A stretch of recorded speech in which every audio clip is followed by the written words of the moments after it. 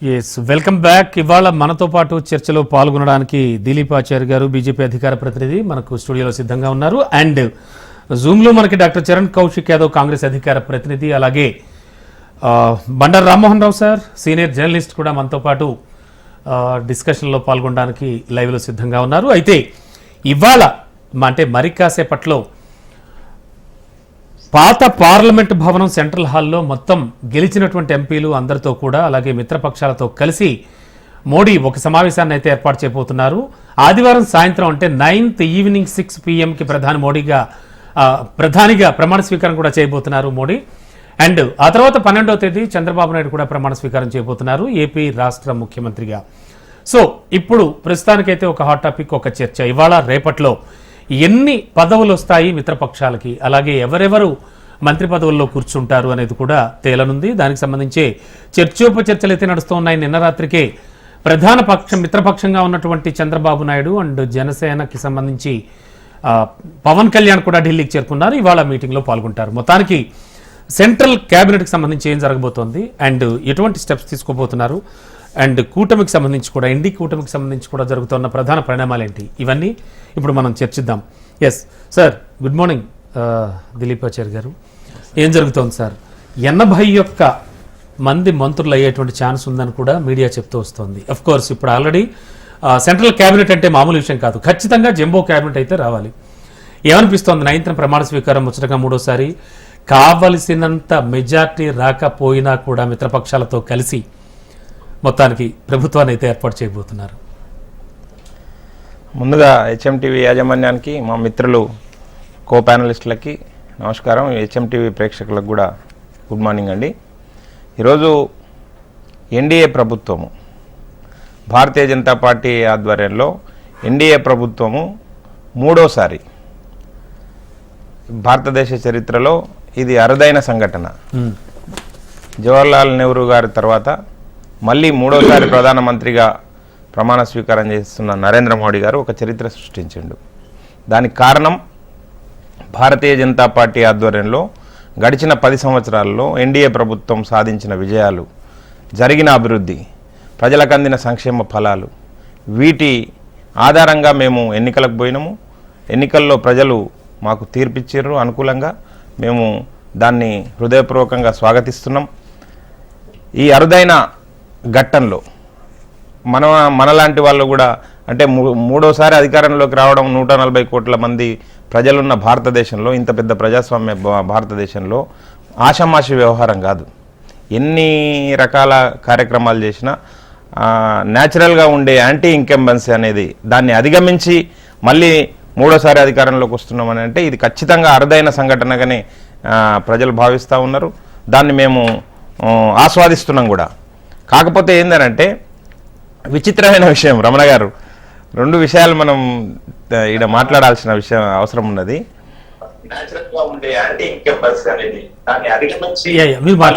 అయితే 2 విషయాలు ఇక్కడ మనం పరిగణలోకి తీసుకోవాలి, డిస్కషన్ చేయాల్సిన అవసరం, సీరియస్ అంశాలు ఉన్నాయి.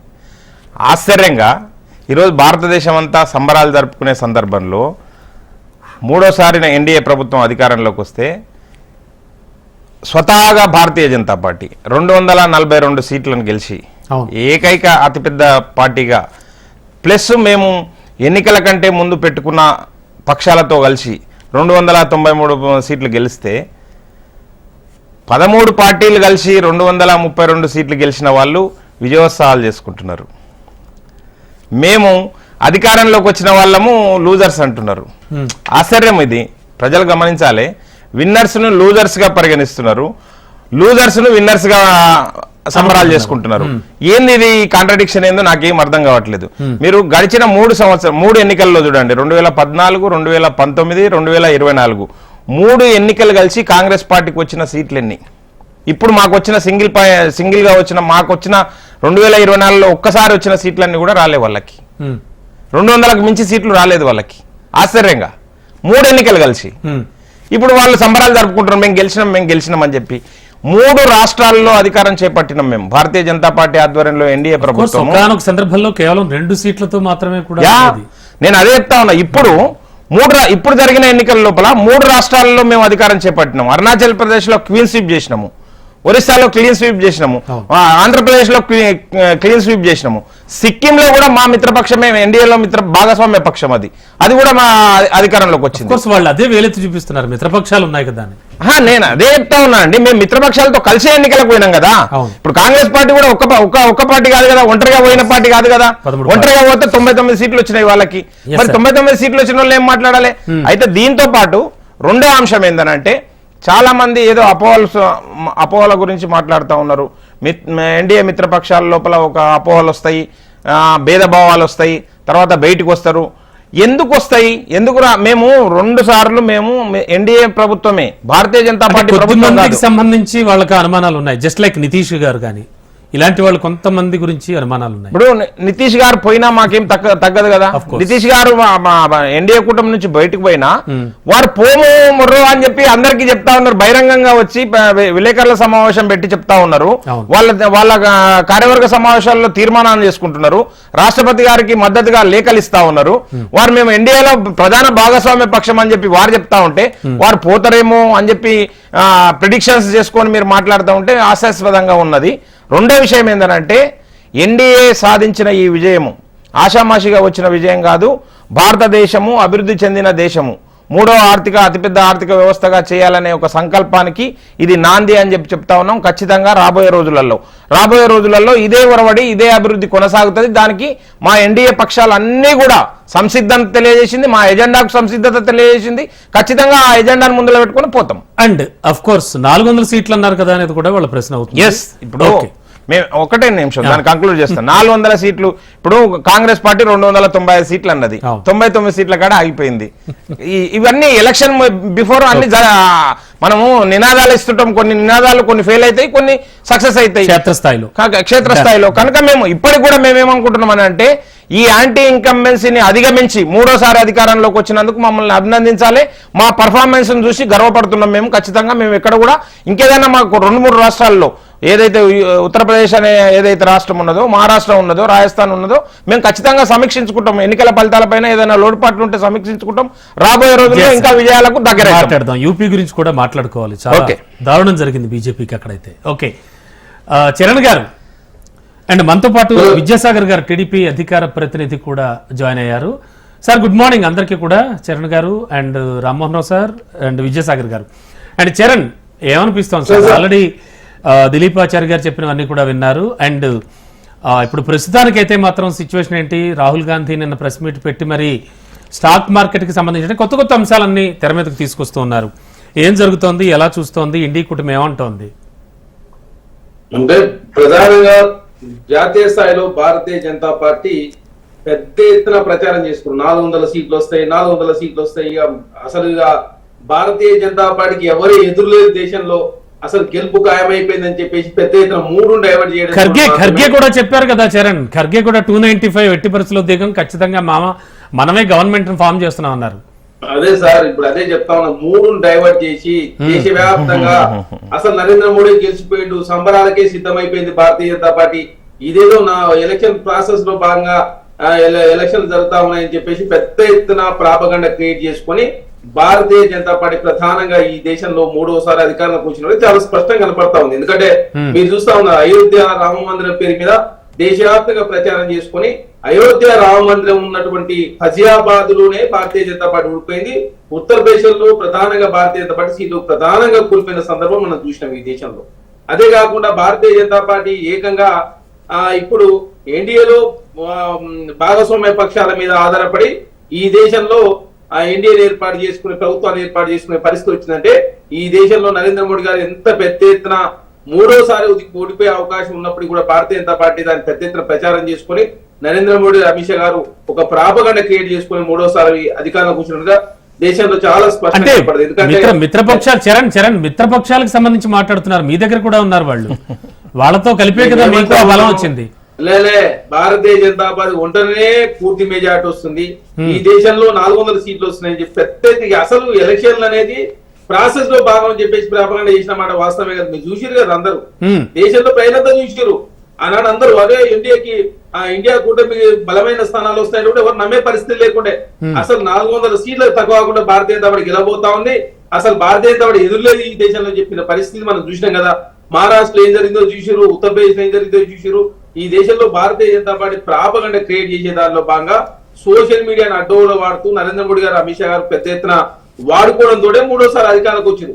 అది కూడా అధికారంలోకి వస్తూ ఈ దేశంలో ఒకనాడు చీతరించుకున్నటువంటి చంద్రబాబు నాయుడు గారి మీద, నితీష్ కుమార్ గారి మీద ఆధారపడే పరిస్థితి వచ్చిందంటే ఈ దేశంలో నరేంద్ర మోడీ గారు మరి ఎంత గొప్ప అద్భుతమైన పాలన అందించారో అందరూ చూసిరు. అంటే దేశంలో అద్భుతమైన పాలన మేమే అందించినాం, ఇక రామ మందిరం మేమే కట్టినాం, 370 అంటే కాదు చరణ్, అసలు దేశంలో అభివృద్ధి అనేది జరగలేదా? అంటే కాంగ్రెస్ కంటే కనపడలేదా? అభివృద్ధి జరిగితే సార్ మరి 14 మంది ప్రధానులు 63 లక్షల కోట్లు అప్పు చేస్తే నరేంద్ర మోడీ గారు వచ్చిన తర్వాత 160 లక్షల కోట్లు ఎందుకైందండి? జీడిపి ఆనాడు యూపీఐ లో 7.8%, ఈనాడు 5.8% ఎందుకైందండి? అవుతా ఉంది. నిరుద్యోగం ఎందుకు పెడతా ఉంది? ఆకలి జాగులు ఎందుకు పెడతా ఉన్నాయి? పేదరికి ఎందుకు పెడతా ఉంది? అధిక రూపాయలు ఎందుకు ఇబ్బంది పడతా ఉన్నారు? అంటే ఇవన్నీ చాలా పెద్ద ఎత్తున చర్చ జరగకుండా ఈ దేశంలో విద్వేషాలు చూడే ప్రయత్నం నరేంద్ర మోడీ గారు చేస్తూ ఈ దేశంలో హిందూ కాంగ్రెస్ పార్టీ అధికారులకు వస్తే హిందువుల పుస్తకాలు గుంజుకొని ముస్లింలకు ఇస్తారని, హిందూ బీసీ రిజర్వేషన్ తీసేసి ముస్లింలకు ఇస్తారని చెప్పేసి పెద్ద ఎత్తున ప్రాపగండ చేసుకుని మూడోసారి నరేంద్ర మోడీ గారు అధికారానికి వచ్చారు. అయినప్పటికీ కూడా భారతీయ జనతా పార్టీ సీట్లు దాదాపు 0.8% ఓట్ బ్యాంక్ తగ్గితేనే దాదాపు 63 స్థానాల్లో భారతీయ జనతా పార్టీ ఓడిపోయింది. ఎక్కడో ఒకటి అరా స్టేట్స్ లో తప్ప చరణ్ చాలా వరకు కూడా బెస్ట్ పెర్ఫార్మెన్స్ ఇస్తూ వస్తుంది. జస్ట్ లైక్ మీకు ఎగ్జాంపుల్ మన తెలంగాణ కదా సార్. ఇప్పుడు తెలంగాణ రాష్ట్రంలో మీరు చూసారు, భారతీయ జనతా పార్టీకి ఇప్పుడు 2023లో జరిగినటువంటి ఎలక్షన్ లో 20% ఓట్లు వచ్చినాయి. అదేవిధంగా బీఆర్ఎస్ పార్టీ 37% ఓట్లు వచ్చినాయి, కాంగ్రెస్ పార్టీ 39% ఓట్లు వచ్చినాయి. ఇప్పుడు కాంగ్రెస్ పార్టీకి 1% పెరిగి 40.6% కాంగ్రెస్ పార్టీకి వస్తే భారతీయ జనతా పార్టీ 36%, అంటే బీఆర్ఎస్ పార్టీ గుంటుగుత 16% పరిమితం అవడంతో తెలంగాణ రాష్ట్రంలో 8 స్థానాల్లో డిపాజిట్ కోల్పోయిన సందర్భం మనం చూసినాం. హైదరాబాద్ పార్లమెంట్ స్థానంలో 4వ ప్లేస్, 2 స్థానాల్లో మాత్రమే డిపాజిట్ వచ్చింది బీఆర్ఎస్ పార్టీ. కాబట్టి బీఆర్ఎస్ పార్టీ గుంటుగుతగా భారతీయ జనతా పార్టీకి సరెండర్ అవడంతో తెలంగాణ రాష్ట్రంలో ఫలితాలు వేరుగా ఉన్నాయి. కాదు చరణ్, ఇది వాస్తవం లెక్కలే కదా, మీరు చెప్పింది వాస్తవమే కదా. అవును అవును. అండ్ తెలంగాణ రాష్ట్రంలో బీఆర్ఎస్ పార్టీ గుంటుగుత ఇప్పుడు 37% ఎక్కడ, 21% తగ్గడంతో తెలంగాణ రాష్ట్రంలో బీఆర్ఎస్ పార్టీకి ఆ ఓట్లు పోవడంతో ప్రధానంగా 8 స్థానాలు భారతీయ జనతా పార్టీ గెలిస్తే 7 స్థానాల్లో బీఆర్ఎస్ పార్టీకి డిపాజిట్ కలదు. 7 స్థానాల్లో డిపాజిట్ కలదు. బీఆర్ఎస్ ని కాస్త పక్కన పెట్టండి, ప్రస్తుతానికి బీజేపీ గురించి మాట్లాడుతున్నాం. ఓకే రైట్ చరణ్, ఒక్క నిమిషం అండి. విద్యాసాగర్ గారు సార్, టోటల్ గా ఏమిటి ఆల్రెడీ ఎన్ని 3 మంత్రి పదవులు ఆశిస్తోంది అటు జేడీయూ, అండ్ 5 మంత్రి పదవులు స్పీకర్ పోస్ట్ కూడా అడుగుతున్నారట. అండ్ వాజ్పేయి ప్రధానిగా ఉన్నప్పుడు జీఎంసీ బాలయోగిని ఎలా అయితే స్పీకర్ని చేశారో అలాగే స్పీకర్ పదవికి సంబంధించి కూడా మంత్రాలు సాగిస్తోంది. మొత్తానికి మంత్రి పదవులకు సంబంధించే చర్చ నడుస్తోంది. ఏం చెప్తోంది తెలుగుదేశం? గుడ్ మార్నింగ్ అండి, అట్లాగే ప్యానలిస్ట్ కూడా నమస్కారం సార్. ఇవన్నీ మీడియా స్పెక్యులేషన్స్, మీరు చెప్తున్న నెంబర్స్, ఆ పోర్ట్ఫోలియో ఈ పోర్ట్ఫోలియో అంతా కూడా స్పెక్యులేషన్ తప్ప ఇంతవరకు వాటి మీద అధికారికంగా గానీ అనధికారికంగా గానీ కూడా ఎక్కడ చర్చ జరగలేదు. అసలు ఎందుకు అధికారికంగా లేదు, అనధికారికంగా లేదు. ఫండమెంటల్ గా ఇప్పటి వరకు జరిగే డిస్కషన్స్ మేము కోalition గవర్నమెంట్ లో పార్ట్ అవ్వాలా వద్దా అది డిసిషన్ వచ్చే ఉంది. మన జరిగిన మీటింగుల్లో గానీ మాట్లాడుకొని ఇప్పుడు జరిగిన విషయాల్లో బీజేపీ స్టేట్ లో కోalition గవర్నమెంట్ లో ఉండాలా, అటు సెంటర్ లో కూడా తెలుగుదేశం పార్టీ కోalition లో గవర్నమెంట్ లో పార్ట్ టైం ఉండాలా అనేది డిసిషన్ మాత్రమే. ఏంటి ఎట్లాగా అన్నది ఇప్పుడు ఈ రోజు నుంచి బహుశా స్టార్ట్ అవ్వచ్చు మేబీ ఈ మీటింగ్ లో. ఎందుకంటే ప్రధాని మోడీకి ముహూర్తం కుదిరింది కాబట్టి Sunday evening. That is different story, but ఈ రోజు బట్ ఈ రోజు జరిగేటటువంటి ఎన్డీఏ సమావేశంలో ఇవి చర్చకు వస్తాయి. సో అంతర్గతంగా చర్చలు చాలా జరుగుతుంటాయి ఏ పార్టీలో అయినా. వాటి మీద అది సాధ్యాసాధ్యాల మీద చాలా ఫ్యాక్టర్స్ ఆధారపడి ఉంటాయి కాబట్టి వాటి మీద ఇప్పుడు కామెంట్ చేయడం ఇట్ ఈస్ ప్రీమిచ్యూర్డ్ అనుకుంటాను.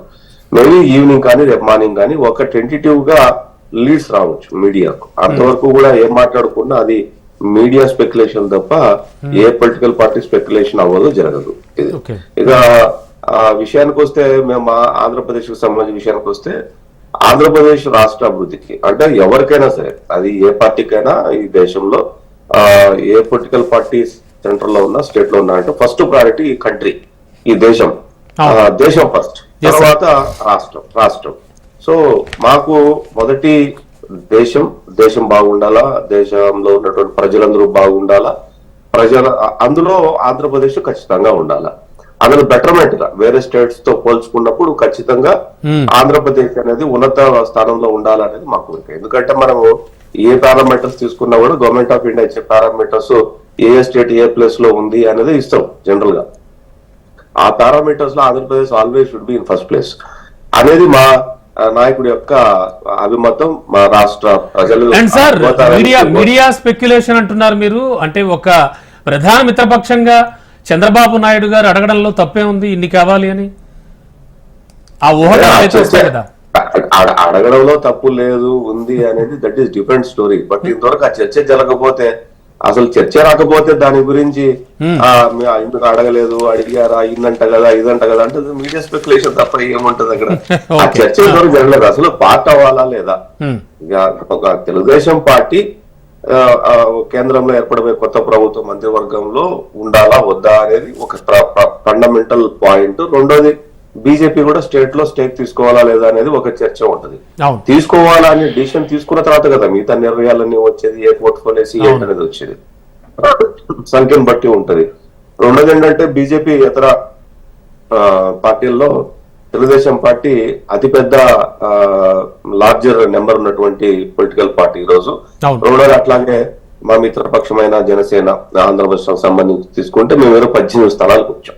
ఈ 18 స్థానాలను బేస్ చేసుకుని రాష్ట్ర ప్రయోజనాలకు ఈ నెంబర్ ని మనం ఎట్లా యూజ్ చేసుకుని రాష్ట్ర అభివృద్ధి కోసం కేంద్ర ప్రభుత్వం మీద అందరూ అనే మాటలు అయితే నేను చెప్పాను. ఎందుకంటే అది తప్పు మాట అవుతుంది. మేము కలిసి పోయినప్పుడు ఒత్తిడి తీసుకొని వచ్చి అలాంటి మాటలు నేను మాట్లాడకూడదు కూడా. ఎందుకంటే కోalition గవర్నమెంట్ లో మేము ఒప్పించి ఆంధ్రప్రదేశ్ కు రావాల్సినటువంటి బెనిఫిట్స్ ఏవైతే ఉన్నాయో దెబ్బతిన్న ఆంధ్రప్రదేశ్ తిరిగి నిలబెట్టాలంటే కావాల్సినటువంటి నిధులు సమీకరించుకోవడానికి అన్ని పార్టీలను ఒప్పించి కేంద్ర మంత్రివర్గాన్ని ఒప్పించి తీసుకొని వచ్చుకుంటాం తప్ప మేమందరూ చాలా మీడియాలో ఒకటి వస్తుంది ఏంటంటే ఒత్తిడి పెడతారు ఇదంటారు. ఇదంతా కూడా ఒక రకమైనటువంటి సెక్టార్ మీడియా చేసేటువంటి విష ప్రచారం ఇదంతా కూడా.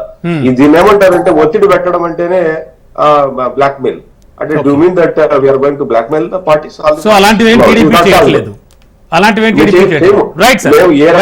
మేము ఏ రకంగా అయితే సదృఢ వాతావరణంలో మేము ఏదైతే కోalition అంటే బిఫోర్ ఎన్నికలకు బిఫోర్ మేము ఏ రకంగా అయితే మంచి వాతావరణంలో ఓటు టర్న్ అయి ఉందో అన్ని పార్టీలకు సంబంధించి అదే రకంగా అన్ని పార్టీలతో కూడా ఒప్పించి ఆంధ్రప్రదేశ్ కు రావాల్సినటువంటి బెనిఫిట్స్ తీసుకుంటాం తప్ప ఇక్కడెక్కడ వీళ్ళు కొన్ని మీడియా సెక్టార్లు, నాది అందరూ కాదు, కొంత మీడియా సెక్టార్లు ఉపయోగిస్తున్నటువంటి పద ప్రయోగం ఏదో చూసారు, దాన్ని వ్యతిరేకిస్తున్నాం. 100% రాష్ట్ర అభివృద్ధికి కావాల్సినటువంటి విషయంలో కేంద్ర ప్రభుత్వాన్ని ఒప్పించి మేము రాష్ట్ర అభివృద్ధిలో మేము బాగానే ఉంటామండి.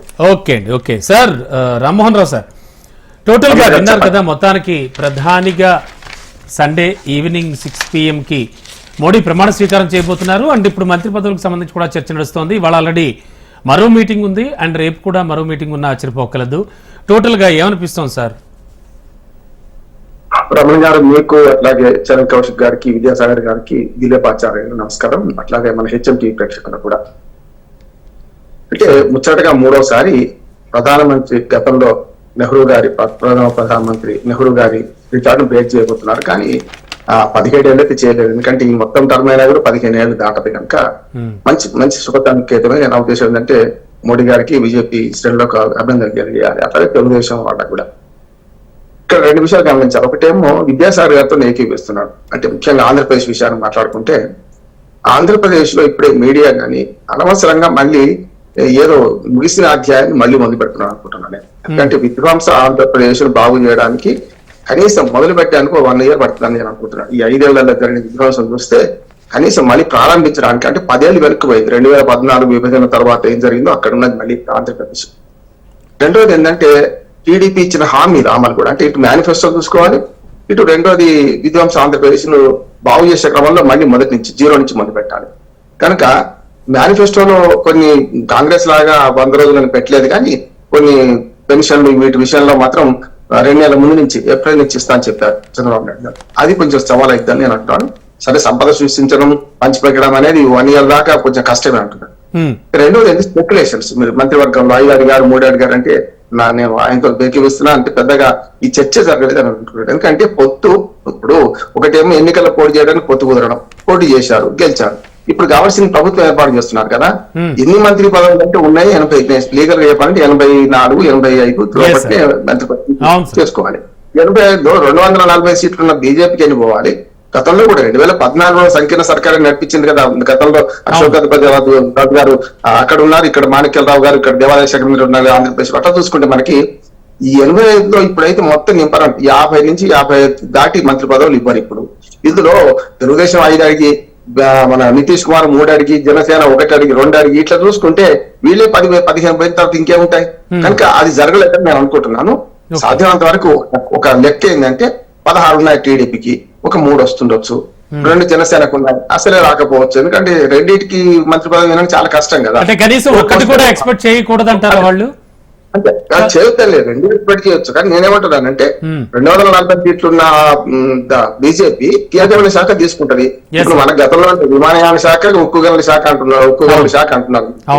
అట్లాగే నేనేమంటున్నానంటే శాఖ ముఖ్యం కాదంటున్నాను. ఇప్పుడు హోదా ముందుకు తీసుకురావడం అంటే సార్, గత 2 సార్లు కూడా చూస్తే పౌర విమానయాన శాఖ కానీ, ఉక్కు శాఖ కానీ మీరు చెప్పినట్టు ఆహార శుద్ధి, భారీ పరిశ్రమలు మాత్రమే వాళ్ళు బయటకి ఇచ్చారు. గతంలో కేసీఆర్ కూడా అదే ఇచ్చారు రమణ గారు. గతంలో కేసీఆర్ గారు కూడా అప్పుడు సంకీర్ణ ప్రభుత్వంలో కాంగ్రెస్ అదే చేసింది. అందుకని నేను ఏమంటానంటే అసలు శాఖలు ముఖ్యం కాదంటున్నాను. ఇప్పుడు వర్తించేవాడు మన వాడికి ఎక్కడైనా ఉండొచ్చు అనే సామెత అట్లా ఉందా? శాఖ మనకు కావాలి. ఉదాహరణ గడ్కరీ గారు మనకు రవాణా శాఖ ఉంది. ఇవాళ ఎంత సాధించుకున్నాం? గడ్కరీ గారు మనవాడు కాదు కదా మరి. అంటే నేనేమన్నా మంత్రివర్గంలో ఎవరున్నా, మంత్రిత్వ శాఖ ఎవరున్నా మన లాబింగ్ వల్ల చేసుకోవచ్చు, లేకపోతే మంచితనంతో చేసుకోవచ్చు అంటున్నాను. అందుకని ఇప్పుడు ఒక్కటి పెద్దగా ఏంటంటే తెలుగుదేశం మీద అనవసరంగా ప్రెజర్ పెట్టొద్దు అంటున్నాను. ఎందుకంటే అది 5 ఏళ్ల తర్వాత మళ్ళీ అధికారంలోకి వచ్చిన మళ్ళీ మొదటి నుంచి మొదలు పెట్టాల్సి కనుక.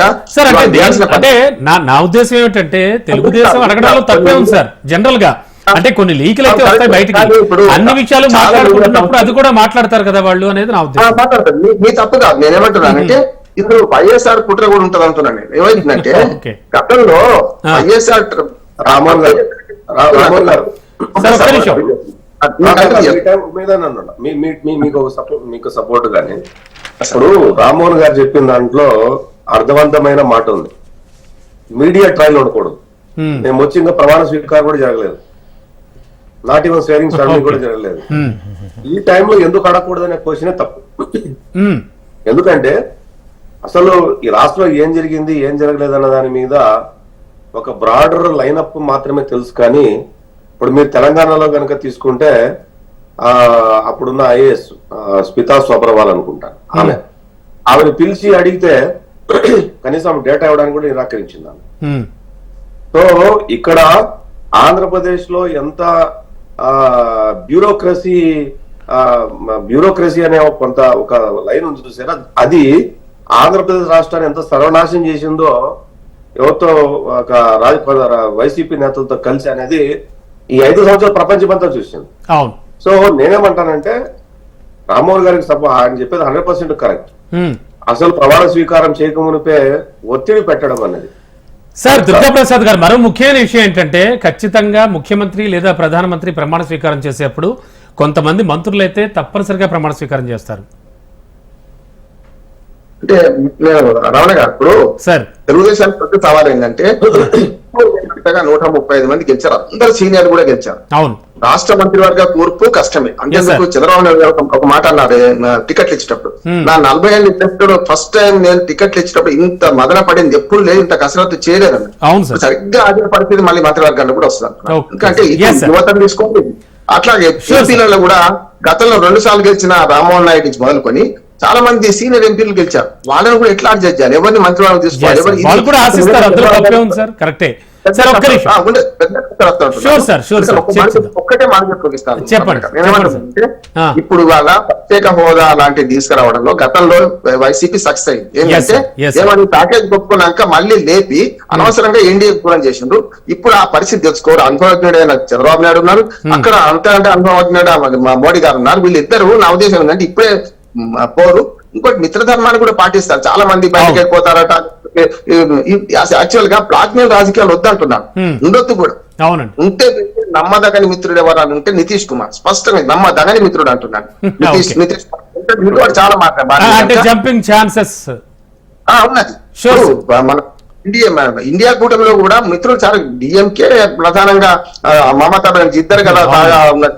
అందుకనే వాళ్ళేం పోరు. Sure, sir. కానీ ఇక్కడ జరిగింది ఏంటంటే మొత్తం కింది నుంచి మీద దాకా మొన్న కేసీఆర్ గారు, ఇవాళ జగన్ గారు, ఇవాళ మోడీ గారిని కూడా ఉద్దేశించి మాట్లాడారంటే అహంకారానికి, ఆత్మస్థుతికి, పరనిందకు స్థానం కాలం చెల్లింది, ఇది సరైనది కాదని ప్రజలు తీర్పిచ్చిండ్రు. ఓ రకంగా చెప్పాలంటే జాగ్రత్తగా ఉండండి, పాలనలో ఉన్నప్పుడు సాగినంత కాలం మాదని సాగకపోతే ప్రతికిల పడతారని చెప్పి. Sure sir. సార్ ఒక్క నిమిషం దిలీప్ గారు. నేనేమంటున్నానంటే భారతదేశము ఒక పరిపక్వమైన రాజకీయాలు ఇప్పుడు నడుస్తూ ఉన్నాయి. అవునండి. ఎక్కడ కూడా ఎవరు కూడా అందరూ హుందాతనంతో ప్రవర్తించే సమయం అయితే ఆసన్నమైంది. అవును. ఖచ్చితంగా రాబోయే రోజుల్లో దేశాన్ని దృష్టిలో పెట్టుకొని, అభివృద్ధిని దృష్టిలో పెట్టుకొని ఎవరైనా అజెండాను ఫిక్స్ చేయాల్సిందే. వ్యక్తిగత ఎజెండాలు పెట్టుకొని పోతే ఎవరికైనా భంగపాటు తప్పదు అని చెప్పేది వచ్చింది. రెండో అంశం ఏంటంటే మన మిత్రుడు చరణ్ కౌశిక్ గారు చెప్పారు, మేము తెలంగాణలో అద్భుతమైన విజయం సాధించినామని. మీరు సాధించిన విజయము 0.1%, 0.5% సబ్జెక్ట్ టు కరెక్షన్. మీకు అదనంగా వచ్చిన ఓట్లు, మాకు వచ్చిన అదనపు ఓట్లు దాదాపు 10-15% ఓట్లు అదనంగా వచ్చినాయి. మేము 4 సీట్ల నుంచి 8 సీట్లకు పెరిగినాము. కనుక మీరు బీఆర్ఎస్ వాళ్ళు వారికి సపోర్ట్ చేసారు, వాళ్ళకి డిపాజిట్ రాలేదు అని చెప్తే ఈరోజు పత్రికల్లో, ప్రముఖ పత్రికల్లో ప్రముఖ కథనాలు ఏమొచ్చినాయండి? 10 మంది బీఆర్ఎస్ ఎమ్మెల్యేలు కాంగ్రెస్ తో టచ్ లో ఉన్నారని చెప్పి మీరే చదివినరు ముఖ్యాంశాల్లో. అంటే ఈ 10 మంది టచ్ లో ఉన్న, కాంగ్రెస్ తో టచ్ లో ఉన్న 10 మంది బీఆర్ఎస్ ఎమ్మెల్యేలు మన జరిగిన పార్లమెంట్ ఎన్నికల లోపల ఎవరికి మద్దతు పలికింటారు? ఓకే, జనరల్ గా. కనుక మీరు ఇవన్నీ డిసెక్షన్స్ చేసుకుంటూ పోతే మీ దగ్గర మొత్తం ఆపరేషన్ అయ్యి బయటకు వచ్చిన తర్వాత మొత్తం మీకు ఏం మిగలదు, డొల్లనే మిగులుతుంది. కాంగ్రెస్ పార్టీ మాట్లాడేటప్పుడు రేవంత్ రెడ్డి గారు ఏం మాట్లాడినరు? మేము పాలనకే అర్హుడు కాదు నరేంద్ర మోడీ గారు, తగ్గినాయి సీట్లు అని చెప్పిండు. మరి మీకు కూడా తగ్గినాయి కదా, మీరు అధికారంలో ఉన్నారు కదా, గ్రహించాలి కదా. మీరు మా మీద మాట్లాడేటప్పుడు మీ వైపు కూడా చూపిస్తున్న దానికి ఆ ప్రశ్నలకు సమాధానాలు మీ దగ్గర ఉన్నాయా? పర్ఫెక్ట్ సమాధానం. మీరు గాలివాటంగా ఏదో బుల్డోజ్ చేసి మేము దొబ్బేస్తామని చెప్పుకోవడంలో పర్వాలేదు, కానీ మీ ఆత్మసాక్షి మీకు సహకరిస్తుందా? కనుక నేనేమంటున్నానంటే వ్యక్తిగతంగా మాట్లాడాల్సిన అవసరం లేదు దీంట్లో. రాజకీయంగా భారతీయ జనతా పార్టీ 242 సీట్లు గెలిచింది. కొద్ది శాతం ఓట్లే మాకు తక్కువ వచ్చినాయి, మీకు కొన్ని శాతం ఓట్లు పెరిగినాయి. మేము మొదటనే చెప్పినాం, మేము అంగీకరించినాం కదా. 2 సార్లు అంటే 10 సంవత్సరాల అధికారం తర్వాత కూడా యాంటీ ఇన్కంబెన్స్ అనేది ఉంటది ప్రభుత్వం పైన, లేకుంటే మా ఎంపీల పైన కానీ, రాష్ట్రాల్లో ఉండే ఎంపీల పైన కానీ వ్యతిరేకత ఉంటది. ఆ వ్యతిరేకతను అధిగమించడం లోపల మేము కొంత సఫలమైన కొన్ని దగ్గర సఫలం కాలేదు. ఇప్పుడు మేము రాజస్థాన్ లో సఫలం కాలేదు. అదే మధ్యప్రదేశ్ లో చూస్తే 29 సీట్లు గెలుచుకున్నాం కదా. ఢిల్లీలో మీరు ఆమ్ ఆద్మీ పార్టీ కలిసి పోటీ చేస్తే 7 సీట్లు గెలుచుకున్నాం కదా. మీరు అధికారంలో ఉన్న మీ రాష్ట్రంలో 5 సీట్లు గెలుచుకున్నాం కదా. కనుక నేనేమంటున్నానంటే మీరు ఆత్మ పరిశీలన చేసుకోండి. ఎన్నికల ఫలితాల లోపల 3 ఎన్నికల లోపల మీరు ఎందుకు బొక్కబోర్లా పడతా ఉన్నారు? రాజస్థాన్ వాళ్ళు చూపిస్తున్నారు, అది ఒక్కటి ఊహించుకొని మీరు సంతోషపడితే మాకేం అభ్యంతరం లేదు. ఆ రెండు రాష్ట్రాల లోపల పునరుత్తేజం చెందడం కోసం మా దగ్గర ఫార్ములాలు సిద్ధంగా ఉంటాయి. మా కార్యకర్తలు సిద్ధంగా ఉంటారు, పనిచేయడం కోసం సిద్ధంగా ఉంటారు. పార్టీ నిర్మాణంలో 2 సీట్ల నుంచి ఈ రోజు 300 సీట్లకు వచ్చినప్పుడు మా పార్టీ కార్యకర్తలే ఉన్నారు. ఓకే, కనుక నేనేమంటున్నానంటే కాంగ్రెస్ పార్టీ, మీరు అంతరించిపోతున్న బీఆర్ఎస్ పార్టీ గురించి చెప్తున్నారు, మీ పార్టీ లోపలికి తీసుకోవడం కోసం చూస్తున్నారు. ఇప్పుడు గడిచిన అధ్యాయం బీఆర్ఎస్ పార్టీ గురించి మాట్లాడి వాటిని నెపంగా మా పైన పెట్టి మీరు వాళ్ళు వస్తా ఉంటున్నారట. నేనేమంటున్నానంటే వచ్చిన ఫలితాలను భారతీయ జనతా పార్టీ అఖండమైన విజయం సాధించింది తెలంగాణ లోపల. ఏ రాష్ట్రమైనా ఉంది అని అంటే తెలంగాణ రాష్ట్రం. భారతదేశంలో అద్భుతమైన భారతీయ జనతా పార్టీ ఫలితాలు సాధించింది తెలంగాణలో. ఎందుకంటే 8 స్థానాలు అధికారంలో లేకుండా కానీ మేము ప్రతిపక్షంలో మొన్న జరిగిన అసెంబ్లీ ఎన్నికల లోపల కేవలం 8 స్థానాలు 8 స్థానాలు గెలిచినాం మేము. మాకు వచ్చిన ఓట్ల శాతం ఎంత, ఇప్పుడు వచ్చిన ఓట్ల శాతం ఎంత, ఇప్పుడు వచ్చిన పార్లమెంట్ సంఖ్య ఎంత, కనీసం ఉంటే ఆ విజయాన్ని చిన్నగా చేసి అది కూడా ఆ విజయం బీఆర్ఎస్ ద్వారా సంభవించిందని చెప్పడం. బీఆర్ఎస్ ఎందుకు, కాంగ్రెస్ వాళ్ళు కూడా వేసారు. మీ టీఆర్ఎస్ అని చెప్తా ఉన్నారు కదా చరణ్ కౌశిక్ గారు. మా సాక్షాత్తు ముఖ్యమంత్రి రేవంత్ రెడ్డి గారు ప్రాతినిధ్యం వహిస్తున్న మహబూబ్నగర్ పార్లమెంట్ లోపల డీకే అరుణ గారు కాంగ్రెస్ పార్టీ ఓట్లతో గెలిచింది. మరి దానికి ఏమంటారు రేవంత్ రెడ్డి గారు? ఇలా ప్రతి నియోజకవర్గం మాట్లాడుకుంటే చాలా టైం పడుతుంది. ఆల్రెడీ సండే అంటే 9th ప్రధానిగా మోడీ 3వ ప్రమాణ స్వీకారం చేయబోతున్నారు. అండ్ మిత్రపక్షాలకు కానీ అలాగే మిగతా వాళ్ళకి కానీ అసలు ఎటువంటి పదవులు రాబోతున్నాయి, అండ్ మినిస్ట్రీస్ ఎవరెవరికి రాబోతున్నాయి, కీలక శాఖలు అయితే తమ వద్దే ఉంచుకుని మిగతా పదవులు ఎవరెవరికి ఇవ్వబోతున్నారు, ఈ స్పెక్యులేషన్స్ ఏంటి, అసలు ఎలా సాగుతోంది రాజకీయం అనేది కూడా మాట్లాడుతున్నాం. మనతో పాటు దిలీప్ ఆచార్య గారు స్టూడియోలో ఉన్నారు. డాక్టర్ చరణ్ కౌశిక్ యాదవ్ కాంగ్రెస్ నుంచి, Bandaru Rammohan Rao sir senior journalist, and Vidyasagar garu TDP అధికార ప్రతినిధి. వీరందరూ కూడా మనతో పాటు లైవ్లో సిద్ధంగా ఉన్నారు. వారితో మాట్లాడుతూ ఉన్నాం. ఓకే, చరణ్ గారు టోటల్గా విన్నారు కదా, ఆల్రెడీ గణనీయంగా తమ యొక్క పర్ఫార్మెన్స్ని పెంచుకుంటూ వెళుతున్నాం దేశవ్యాప్తంగా కావచ్చు, ముఖ్యంగా తెలంగాణలో అని కూడా చెప్తూ ఉన్నారు. దిలీప్ గారు విన్నారు మీరు? ఇప్పుడు భారతీయ జనతా పార్టీ దేశవ్యాప్తంగా పెంచుకున్నప్పుడు 22 మంది కేంద్ర మంత్రులు ఎందుకు ఓడిపోయారు సార్? మీరు చెప్పండి. 22 మంది కేంద్ర మంత్రులు ఓడిపోయారు. నరేంద్ర మోడీ గారి మెజారిటీ తగ్గింది. అదే విధంగా స్మృతి ఇరానీ గారు అమేధిలో ఓడిపోయారు. భారతీయ జనతా పార్టీ ఓట్లు తగ్గినాయి, సీట్లు తగ్గినాయి. భారతీయ జనతా పార్టీ ప్రధానంగా ఎన్డీఏ భాగస్వామ్య పక్షాల మీద ఆధారపడే పరిస్థితి ఎందుకు? బట్ మరి 10 మంది మంత్రులు ఎమ్మెల్యేలుగా గెలిచారు. 22 మంది సార్, 10 మంది కాక 22 మంది ఓడిపోయారు. ఒకసారి చూసుకోవాలా. పోయినసారి ఏమో 10 మంది ఎమ్మెల్యేలు గెలిచారు, 22 మంది కేంద్ర మంత్రులు అంటే 32 మంది ఖాళీ అని చెప్పారు. 32 మంది కేంద్ర మంత్రులలో ఖాళీ అయింది, 81 స్థానం ఉందని చెప్పేసి మీరు పేపర్లో చూసింది, మనం చూసింది కాదు. 81 మంది కేంద్ర మంత్రులు ఉండొచ్చు, అందులో 10 మంది ఎమ్మెల్యేలు ఓడిపోయారు, 22 మంది కేంద్ర మంత్రులు ఓడిపోయారు. అంటే అదే కాకుండా స్మృతి ఇరానీ గారు ఓడిపోయారు. అదే కాకుండా నరేంద్ర మోడీ గారు భారీ మెజారిటీ తగ్గిపోయింది. అదేవిధంగా అయోధ్య రామ మందిరం హజాబాద్ లో భారతీయ జనతా పార్టీ ఓడిపోయింది. భారతీయ జనతా పార్టీ ప్రాపగండ చేసుకొని దేశవ్యాప్తంగా అసలు ఏ పార్టీ లేదు, భారతీయ జనతా పార్టీ వస్తుంది, నరేంద్ర మోడీ వస్తుండు అని చెప్పేసి ప్రచారం చేసుకునే దానిలో భాగంగా భారతీయ జనతా పార్టీ సక్సెస్ అయినగా మేము భావిస్తా ఉన్నాం. అదే కాకుండా సార్, ఇప్పుడు తెలంగాణ రాష్ట్రంలో ఆగండి సార్, మీరు మాట్లాడలేదు. తెలంగాణ రాష్ట్రంలో మేము 120 స్థానాలు ఎమ్మెల్యే స్థానాలు అంటే మేము 60 గెలిచినాం. అప్పుడు 63 స్థానాలు గెలిచినాం. ఇప్పుడు కూడా 16 స్థానాలు అంటే 8 స్థానాలు. మీకు పోయినసారి 3 స్థానాలు అంటే మాకు 3 నుంచి 8 గెలిచినాం.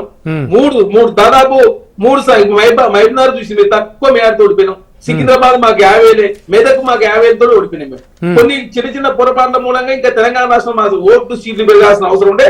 కానీ ప్రత్యేకంగా Bharatiya Janata party BRS party ఏం సార్ 37.5% వచ్చుడు ఎక్కడ 16%. అంటే టోటల్ గా ఉంటుకుతున్న బీఆర్ఎస్ పార్టీ సరెండర్ రావడం తోటి 7 స్థానాల్లో బీఆర్ఎస్ పార్టీ డిపాజిట్ కోల్పోయింది. 11 స్థానాల్లో 14 స్థానాల్లో 3వ స్థానానికి ఫలితమైంది.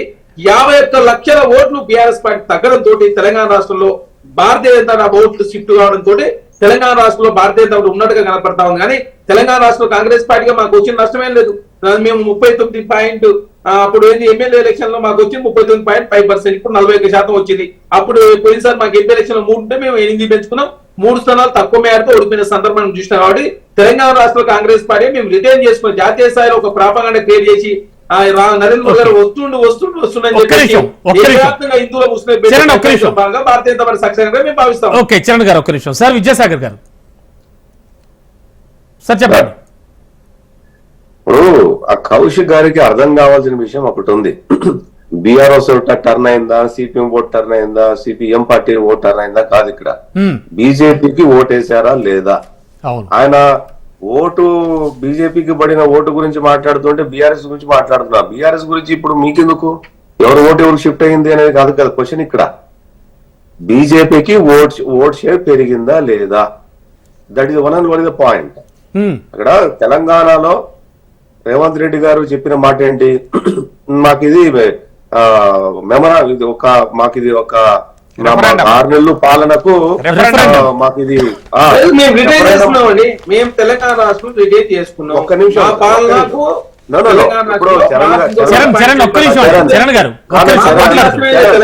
చరణ్ ఇప్పుడు విమర్శని స్వీకరించే గుణం తత్వం లేకపోతే బీఆర్ఎస్ బట్టినకైతే అందరికీ పడుతుంది, ఇక్కడ జగన్ బట్టినకైతే అందరికీ పడుతుంది. విమర్శని తీసుకొని ఆలోచించండి. సమర్థించుకోవడము, డిఫైన్ చేసుకోవడం ఎవరైనా చేసుకోగలుగుతారు. మీరు పాలకపక్షంలో ఉన్నారు. పాలకపక్షంలో ఉన్నప్పుడు విమర్శని, సూచనలను పట్టించుకొని అమలు పరచగలమా లేదా అన్న దాని మీద ముఖ్యం. ఇప్పుడు నేను మొన్నటి వరకు మేము ప్రతిపక్షంలో ఉన్నాం ఆంధ్రప్రదేశ్ లో. మొన్న రిజల్ట్ రాక ముందు వరకు మాట్లాడిన మాటలు ఈ రోజు మాట్లాడలేను. గుర్తుపెట్టుకోండి, మాట్లాడకూడదు. మాట్లాడితే ఇంకో రకంగా టర్న్ అవుతుంది అది. సో మనం అది డెకోరం మెయింటైన్ చేయాలి ప్రజలతోటి, మీడియాతో. సార్ విద్యాసాగర్ గారు, సార్ మీ మాట కట్టొచ్చా ఒక్క నిమిషం? మొదటి నుంచి కూడా కాంగ్రెస్, బీఆర్ఎస్ అండ్ బీజేపీ ఒకటని వాదిస్తూ వస్తుంది, అందులో భాగంగానే ఆయన చెప్పడం జరిగింది ఐ థింక్. సార్ ఇప్పుడు అది నిజమా కాదా అన్నది అది వాళ్ళు చెప్పాలి. ఇక్కడ ప్రజలు ఓకే, స్పష్టమైన మ్యాండేట్ ఇచ్చాక కూడా ఎందుకు ఆ డిస్కషన్ అంటారు మీరు? సార్ నేను ఒక చిన్న సబ్మిషన్ దీంట్లోనే. నేనేమంటాను సార్ విద్యాసాగర్ గారు, నేనేమంటున్నా ఒకటే సెకండ్. ఇప్పుడు బీఆర్ఎస్ పార్టీ, బీజేపీ పార్టీ ఒకటే అని చెప్తా ఉన్నారు. చరణ్ కౌశిక్ గారు హుందాగా సమాధానం చెప్పాల్సిన అవసరం ఉంది. బీఆర్ఎస్ పార్టీ టికెట్ పైన గెలిచిన ఎమ్మెల్యే గారు, నాగేందర్ ఎమ్మెల్యే గారు ఏ పార్టీ టికెట్ మీద పోటీ చేసిండు? వెరీ సారీ విద్యాసాగర్ గారు చెప్పండి. I'm very sorry. అసలు బీఆర్ఎస్ గురించి టాపిక్ ఎందుకు మీరు మాట్లాడుకుంటారు నాకైతే అర్థం కావట్లేదు.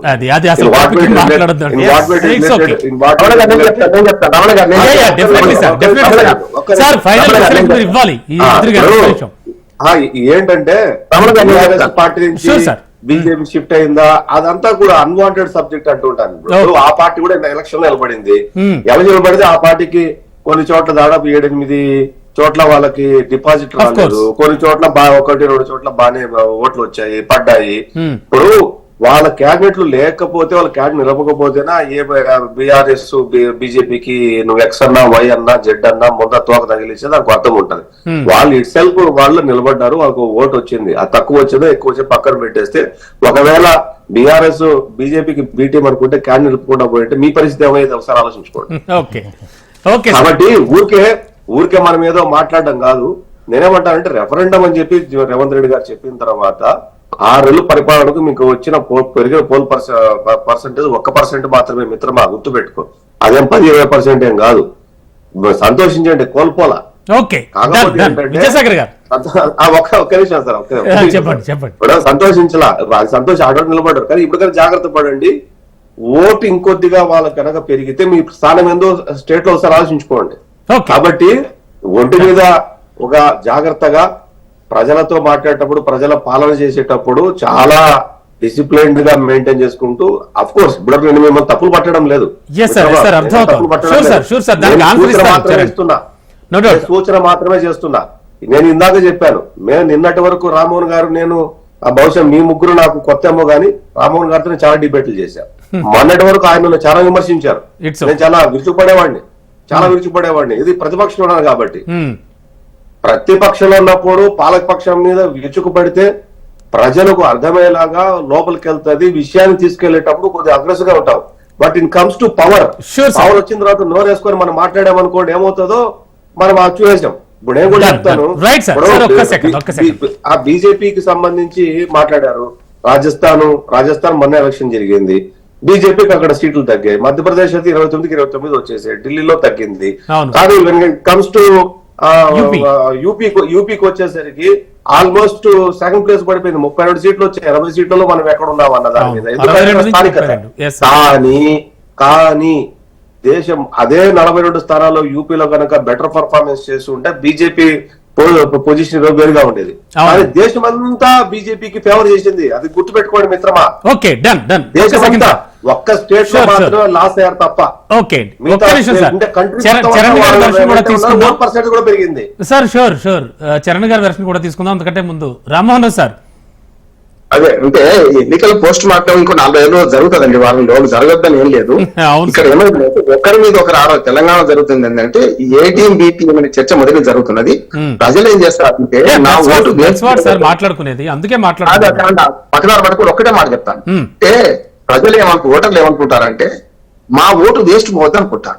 అవును ఇక్కడ 16% ఓట్లు ఇక్కడ సార్, గతంలో కూడా చాలా సార్లు చాలా నియోజకవర్గాల్లో ఓట్లన్నీ వేస్ట్ అయ్యాయి. వాళ్ళు పార్టీలు మారుతూ స్వార్థ ప్రయోజనాలు స్వార్థాల కోసం ఖచ్చితంగా బీఆర్ఎస్ ఓట్లు ఖచ్చితంగా గణనీయమైన సంఖ్య ఇటు బీజేపీ షిఫ్ట్ అయింది. అది అందరూ అంగీకరించాల్సిందే కాదని.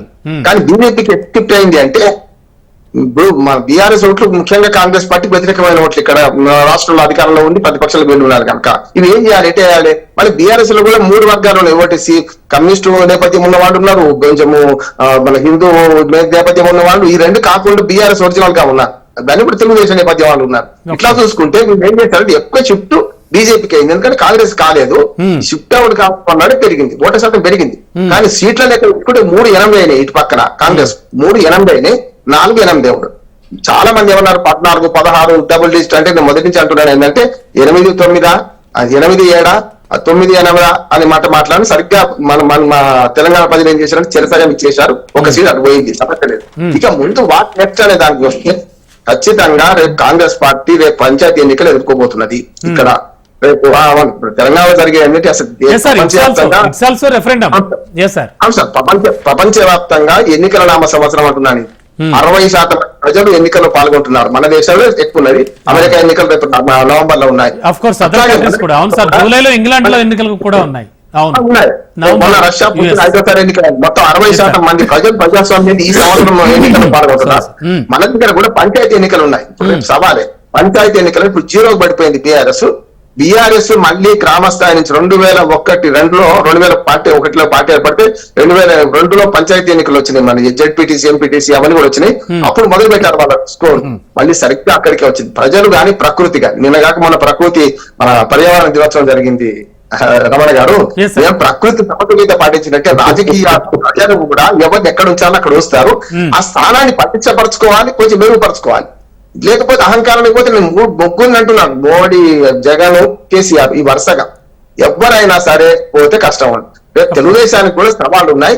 ఈ సవాళ్ళను అధిగమించడానికి అవసరమైన అనుభవం ఉంది ఇటు పక్క అటు పక్క కూడా. సంకీర్ణ ప్రభుత్వంలో గతంలో లేరని కాదు, మోడీ గారు సంకీర్ణ ప్రభుత్వం నడిచిన వాడు. కానీ ఏకఛత్రాధిపత్యంగా వాళ్ళకు 282 సార్లు వచ్చినాయి, 303 వచ్చినాయి కనుక చెల్లింది, ఏది చేసినా చెల్లింది. ఇవాళ 240కే ఆగిపోయింది కనుక మిత్రపక్షాలతో కలుపుకోబోయే ఫస్ట్ పరీక్ష మోడీ గారికి వచ్చింది. ఫస్టే పరీక్ష ఇటు పక్క లేదు.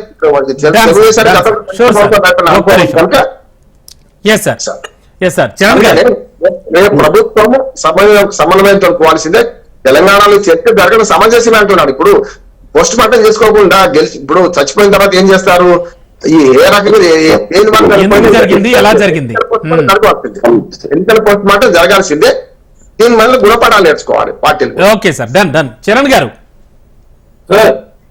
చెప్పండి సార్. చాలా క్వశ్చన్లు వచ్చాయి మీ మీదకి ఇప్పుడు. సార్ ఇప్పుడు మేమేమంటున్నాం, రామ మందిరం పూజ జాతీయ స్థాయిలో ఏదో చేద్దాం అనుకున్న భారతీయ జనతా పార్టీ ఉత్తరప్రదేశ్ లో దాదాపు సగం సీట్లు తగ్గిపోయిన సందర్భం చూసినాం. కాబట్టి ఆనాడు 2004 అదే జరిగింది. భారత్ వెలిగిపోతుంది వాజ్పేయి గారు స్లోగన్ తీసుకొని భారతీయ జనతా పార్టీ అధికార రాష్ట్రాల్లో భారతీయ జనతా పార్టీ విద్యాసాగర్ గారు చరణ్ గారు ఆన్సర్ అన్ని మీరే మాట్లాడుతున్నారు, మేమెందుకున్నదిగా మీరు మాట్లాడుతుంది మేము మాట్లాడుద్దాం. మరి చరణ్ గారు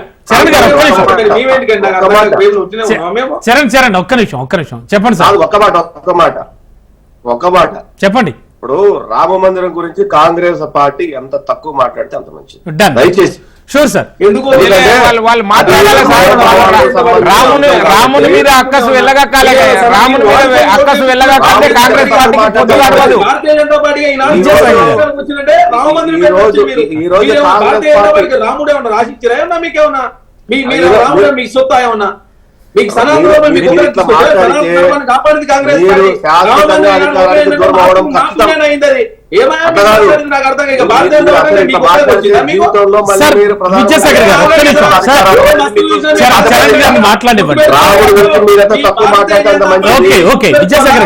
ఎంతసేపు రాముడి పేరు చెప్పి ఓటు వేయించుకున్న తప్ప మీ డెవలప్మెంట్ మీరు రండి. చెప్పండి. నరేంద్ర మోడీ గారు చేసిన డెవలప్మెంట్ చెప్పండి. మరి మీరు వాళ్ళు వచ్చిన విద్యాసాగర్ గారు మీరు అన్ని అవాస్తవాలు మాట్లాడుకుంటూ కూర్చుంటారు. పొద్దున్నే లేచి రాముని మీద అక్కసు వెళ్ళగలుగుతారు, రాముని మీద అక్కసు వెళ్ళగలుగుతారు.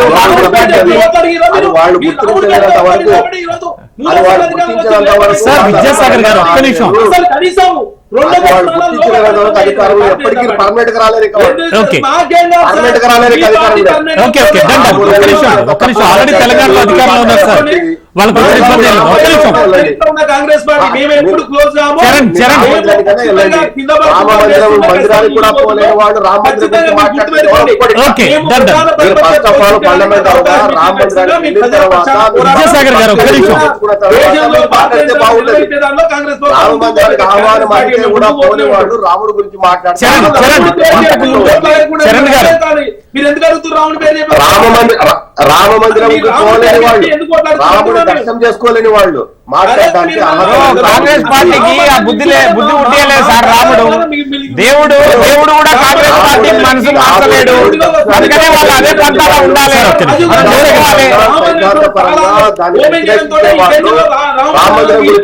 ఓకే ఓకే విద్యాసాగర్ గారు ఒక్క నిమిషం ఆగండి.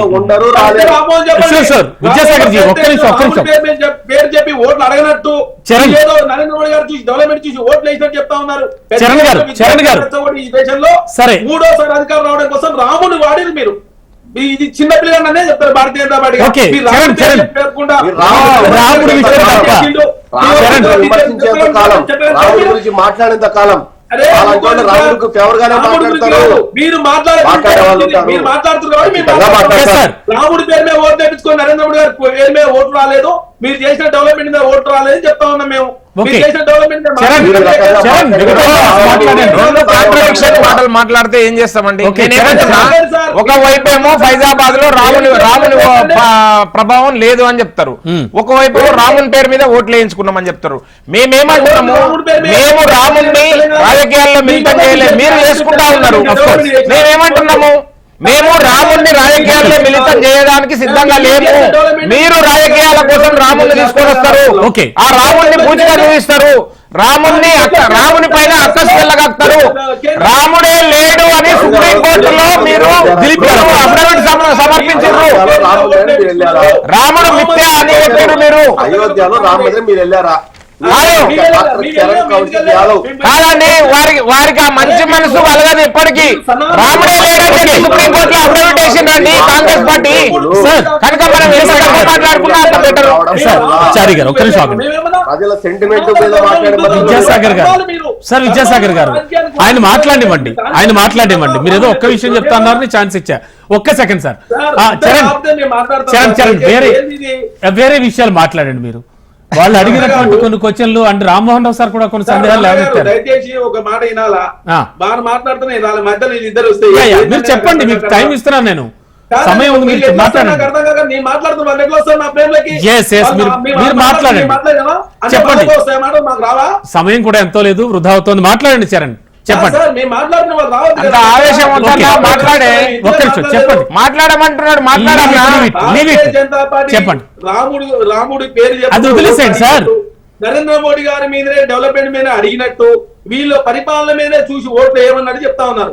ఏమండి, సనాతన ధర్మం హిందూ ధర్మంలో టెంపుల్ పూర్తి కాకుండా ఇక్కడ ఓపెన్ చేస్తారా? మీరు మాకు ధర్మం చెప్తా ఉన్నారు. సనాతన ధర్మాన్ని నిర్మూలిస్తామన్నారు కదా మీరు. సనాతన ధర్మాన్ని నిర్మూలిస్తామన్నారు కదా మీరు. మాట్లాడకండి చరణ్, మీరు మాట్లాడతారు. మీకు ఆ సబ్జెక్టు తప్ప ఇంకో సబ్జెక్టు దొరకదు. మీకు ముస్లింలందరూ మీకు కావాలి, ఓటు బ్యాంక్ రాజకీయాలు చేస్తారు. మీరు వేరే ఇష్యూ మాట్లాడండి చరణ్. ఒక్కో రాష్ట్రంపై ఒక్కో విధానంతో ముందుకు పోతుంది Bharatiya Janata party. Northern state పై బీపీని తినమని చెప్తారు, వేరే రాష్ట్రాలకు వచ్చి బీపీని వ్యతిరేకిస్తారు. భారతదేశం బీపీ మొత్తం 2వ స్థానం, ఆస్ట్రేలియా తర్వాత నెంబర్ 2 ఉంది. ఎట్లుంది మరి? నరేంద్ర మోడీ గారు ప్రధానమంత్రి, భారతీయ జనతా పార్టీ దేశంలో అధికారంలో, మరి ఎట్లా బీపీ ఎగుమతులు భారతదేశం 2వ స్థానంలో ఉంటే ఎందుకు కంట్రోల్ అయిపోయారు మీరు? మీరు పెద్ద చెప్తున్నారు మాకు తీసుకొచ్చి. మేము డిస్కస్ చేయడం అన్నిటి మేము రెడీగా ఉన్నాం. మేము డెవలప్మెంట్ చర్చ చేద్దామని డెవలప్మెంట్ గురించి మాట్లాడే అర్హత లేదు. మీరు ముందు 6 గ్యారెంటీలు ఇచ్చారు, 6 గ్యారెంటీల గురించి మాట్లాడండి. మీరు తెలంగాణలో 6 గ్యారెంటీలు ఇచ్చారు, ఆ గ్యారెంటీల గురించి మాట్లాడండి. దేశం గురించి తర్వాత మాట్లాడదాం. జాతీయ నాయకత్వం మాట్లాడదాము. ఈ రాష్ట్రంలో తెలంగాణలో ప్రజల్ని మోసం చేసిన 6 గ్యారెంటీల గురించి మాట్లాడండి. ఓకే. ప్రజల్ని మభ్యపెట్టి ఓట్లు వేయించుకున్న 6 గ్యారెంటీల గురించి మాట్లాడండి. ఒక్క నిమిషం. గ్రామాలు తీసిపోయి ఆంధ్రలో sure sir, thank you so much Charan గారు, రామ్మోహన్ గారు, విద్యాసాగర్ గారు అండ్ దిలీప్ ఆచార్య గారు. థ్యాంక్ యూ సో మచ్ అండి. ఇవాళ న్యూస్ అనాలిసిస్ లో పాల్గొని మీ అభిప్రాయాలు చెప్పినందుకు. ఇది వాళ్ళ న్యూస్ అనాలిసిస్. చూస్తూనే ఉండండి HM TV.